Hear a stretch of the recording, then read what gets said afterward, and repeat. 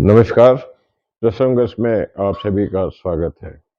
शुरू करते हैं आज की चर्चाओं की। तो आज फिर से चलना पड़ेगा रांची, जहां आज की सबसे बड़ी खबर रांची से ही मिल रही है। हमने कल आपको बताया था कि ईडी ने झारखंड के मुख्यमंत्री हेमंत सोरेन के दिल्ली निवास पर कल ईडी की कार्रवाई हुई थी, जिस दौरान सोरेन अपने मकान में मौजूद थे। लेकिन कार्रवाई पूरी होने के बाद में वे दिल्ली से पटना जाने की बात कह के वहाँ से निकल गए। लेकिन सबसे बड़ी बात यह है कि उनका जो सरकारी हवाई जहाज था, प्लेन था, वो दिल्ली में ही था। उनकी BMW कार भी उनके आवास पर थी। तो वहाँ उन्होंने कल शाम को 7 बजे विधायक दल की गठबंधन की बैठक भी बुलाई थी अपने समर्थकों की, लेकिन नहीं पहुंचे। जिसके बाद में प्रशासनिक स्तर पर और ईडी के स्तर पर उनकी तलाशी शुरू हो गई और पुलिस विभाग को भी निर्देश दिए गए उनका पता करें कि वो कहाँ हैं। अब वो उनकी सुरक्षा के हिसाब से ढूंढना जा रहा था या फिर ईडी के हिसाब से, ये नहीं कहा जा सकता। लेकिन आज दोपहर बाद में अचानक वे रांची में प्रवेश कर गए, जहां उनके आवास पर काफ़ी संख्या में सुरक्षा कर्मी मौजूद थे।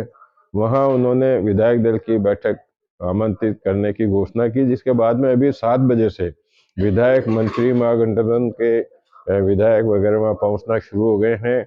और उनकी जो पत्नी है कल्पना सोरेन, वो भी वहाँ मौजूद है। समझा जाता है क्योंकि कल उन्होंने 31 जनवरी को ईडी को कहा कि मैं रांची में उनके सवालों के जवाब देने के लिए उपस्थित रहूंगा। तो वो अब संभवतः अभी राज्यपाल से मिलकर के त्यागपत्र दे सकते हैं और सुबह ईडी ऑफिस जाने से पहले उनकी पत्नी कल्पना सोरेन मुख्यमंत्री की शपथ ले सकती है। तो अब उन्होंने, ईडी ने जब सोरेन दिल्ली में नहीं मिले तो उनकी BMW कार को जब्त कर लिया।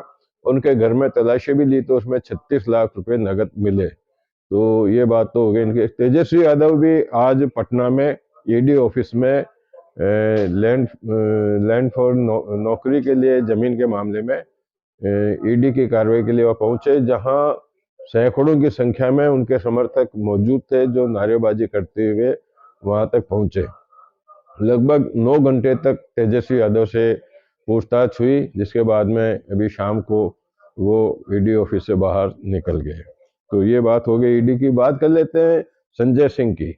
संजय सिंह जो राज्यसभा के सदस्य हैं आप पार्टी से, वो शराब मामले में जेल में बंद है काफ़ी समय से। तो आज उन्होंने दिल्ली हाई कोर्ट में अपनी जमानत याचिका की अर्जी लगाई थी। तो वहाँ ईडी ने उनका विरोध किया। उन्होंने बताया कि इनके खिलाफ हमारे पास में काफ़ी सबूत है, इनके रिश्तेदार भी इसमें लिप्त है, अभी और जांच की जानी है, ऐसे में इनको जमानत नहीं दी जाएगी। तो उनकी भी जमानत अभी नहीं हो पाई है। बात कर लेते हैं मुख्यमंत्री भजनलाल शर्मा की। भजनलाल शर्मा ने आज राज्यसभा में, विधानसभा में राज्यपाल के अभिभाषण पर जवाब दिया। लेकिन जो पहला उनका जवाब था उसको देख करके विपक्ष भी दंग रह गया। उन्होंने जिस प्रकार से जवाब दिए वो ऐसे लग रहा था जैसे बहुत बड़े अनुभवी और बहुत पुराने नेता ये जवाब दे रहे हैं।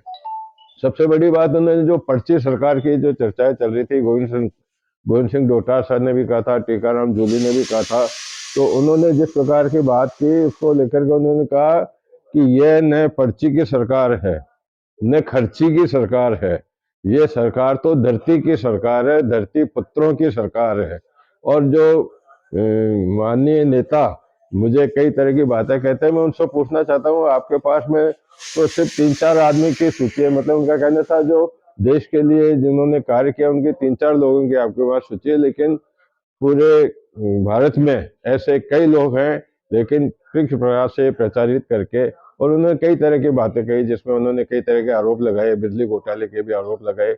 यही अभी बात समझ में, ध्यान में एक और रही है चर्चाओं में जो खबर है, उसमें जो गहलोत सरकार में राजीव गांधी शहरी ओलंपिक और ग्रामीण ओलंपिक खेल जो खेले गए थे, उसमें 195 करोड़ रुपए खर्च हुए हैं। 195 करोड़ रुपए में से 18 करोड़ 53 लाख रुपए तो टी शर्ट और नेकर खरीदने में ही खर्च हुए और लगभग 8 लाख रुपए एक इवेंट कंपनी को दिए गए। तो अब ये भी एक चर्चा का विषय हो गया कि 2 बार में जो ये ओलंपिक हुए इसमें इतना खर्चा किस तरह का हुआ, वो भी जांच का मुद्दा बनता नजर आ रहा है। बात कर लेते हैं कि पूर्व मंत्री भाजपा के बड़े नेता जसवंत सिंह जो थे, उनके पुत्र मानवेंद्र सिंह जो भी सांसद रहे हैं, उनकी आज दिल्ली मुंबई एक्सप्रेस हाईवे पर उनकी कार एक डिवाइडर से टकरा गई, जहां नोगावा गांव के पास में खुशपुरी के पास में कार टकरा गई, जिनसे उनकी पत्नी चित्रा सिंह का मौके पर ही निधन हो गया। और वो खुद और उनके पुत्र हमीद सिंह के साथ में ड्राइवर भी घायल हो गए, जिनको अलवर के अस्पताल में भर्ती कराया गया है। लेकिन बताया जाता है कि वो तीनों खतरे से खाली हैं, अभी उनके किसी तरह का कोई खतरा नहीं है, उपचार उनका जारी है। लोकसभा अध्यक्ष ओम बिरला, पूर्व मंत्री अशोक गहलोत सहित कई नेताओं ने इस पर शोक भी जाहिर किया है और मूल रूप से बाड़मेर और जैसलमेर क्षेत्र में इस समाचार से काफी शोक की लहर छाई हुई है। इसी तरह बात कर लेते हैं छत्तीसगढ़ की। छत्तीसगढ़ में नक्सलवादियों का हमला अक्सर होता रहता है, जहां आज सुकमा के बीजापुर में टेकलगुड़े गांव के अंदर नक्सलवादियों ने एक कैंप पर, जो कैंप लगा हुआ था इनका सीआरपीएफ का, उस पर हमला कर दिया, जिसमें हमारे 3 लोग शहीद हो गए, 14 लोग घायल हो गए। घायलों को उपचार के लिए अस्पताल में भर्ती कराया गया है। इसी तरह बात कर लेते हैं कि अभी जो मेयर का चुनाव हुआ, चंडीगढ़ में मेयर का चुनाव हुआ, जिसमें लेकर के और आप पार्टी भाजपा के प्रत्याशी की जीत हुई थी, लेकिन अब भगवत मान ने जो मुख्यमंत्री है, उन्होंने आरोप लगाया है कि इसमें गड़बड़ हुई है, हमारे 8 वोट खारिज कर दिए गए। 36 में से 20 वोट हमारे थे, भाजपा के केवल 12 ही वोट थे, लेकिन उसको जिताने के लिए किया। अब इन्होंने हाईकोर्ट में इसकी एक पंजाब हरियाणा हाईकोर्ट में एक याचिका भी दायर की है। तो ये मामला इस प्रकार का हो गया। बात कर लेते हैं चीफ सेक्रेटरी सुधांशु पंत की। तो उन्होंने आज अचानक ब्यूरोक्रेसी में एक बड़ी कार्रवाई करते हुए कुछ विभागों में जाकर के उन्होंने टेबल टू टेबल जांच की, पेंडिंग फाइलों की जांच की। साथ ही उन्होंने निर्देश भी किया कि अब कर्मचारी किसी भी हालत में 9:30 बजे से शाम को 6 बजे तक लंच टाइम को छोड़ करके वो अपने सीट पर ही मिलने चाहिए। इसके अलावा उन्होंने पेंडिंग कार्यों के अलावा और कई चीज़ों का उन्होंने एक आदेश भी जारी किया कि इस तरह की अब कोई कार्रवाई ढिलाई बरती नहीं जाएगी। बात कर लेते हैं कि मुख्यमंत्री ने जो अपने अभी राज्यपाल के अभी भाषण पर जो जवाब दे रहे थे, उस दौरान उन्होंने 4 बड़ी घोषणाएं भी की है, जिसमें पीएम किसान निधि योजना में सामाजिक सुरक्षा, गेहूं की खरीद आदि में सामाजिक सुरक्षा में जो पहले 1,000 रुपया पेंशन मिलता था, उसमें 150 रुपये की वृद्धि की गई है। गेहूं खरीदने में भी 125 रुपये क्विंटल की जो बढ़ोतरी की गई है।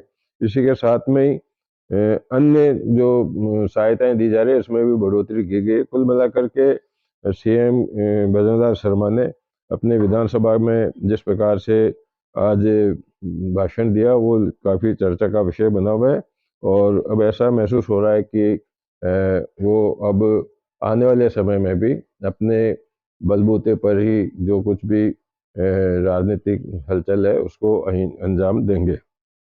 विधानसभा में जो कार्रवाई, विधानसभा की कार्रवाई अब आज स्थगित कर दी गई। अब 8 फरवरी को सुबह 11 बजे तक स्थगित की गई। 8 फरवरी को फिर से बैठक होगी।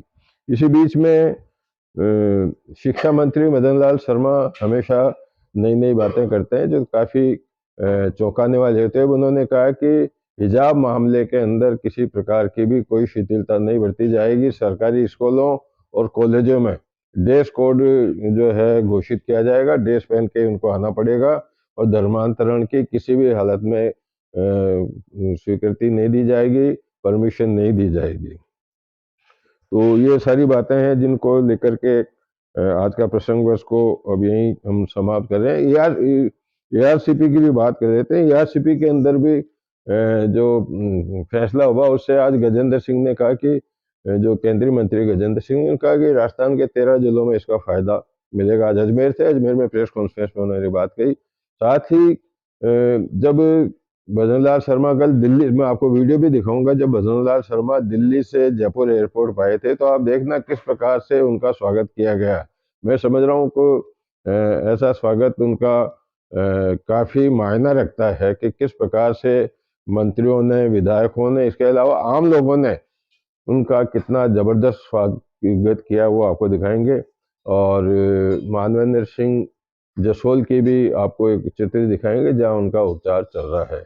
इन्हीं सब चर्चाओं के साथ में आज के प्रसंग को विश्राम देते हैं। कल फिर नई चर्चाओं के साथ में आपके सामने उपस्थित होऊंगा। तब तक के लिए नमस्कार।